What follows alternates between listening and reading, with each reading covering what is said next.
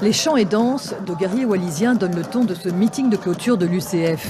À 4 jours du premier tour des législatives, Gilles Brial, Gaël Yano et leurs suppléants sont prêts pour le combat final. Devant un parterre de sympathisants, ils rappellent leurs grands engagements, au premier rang desquels... Nous voulons une Nouvelle-Calédonie pleinement au sein de la République française. Nous ne la voulons pas à côté. Nous ne la voulons pas à côté.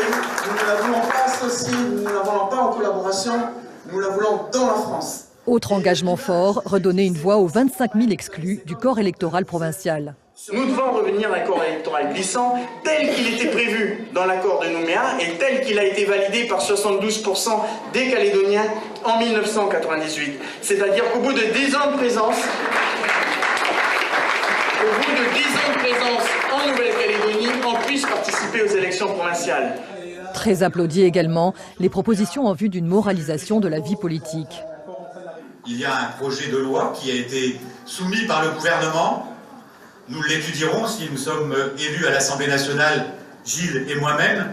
Mais ce que je peux vous dire d'ores et déjà, c'est que je souhaite soit l'amender, soit proposer une proposition de délibération pour qu'en Nouvelle-Calédonie, demain, on ne puisse plus être candidat à une élection ou être élu dans un mandat si on n'a pas un casier judiciaire vierge.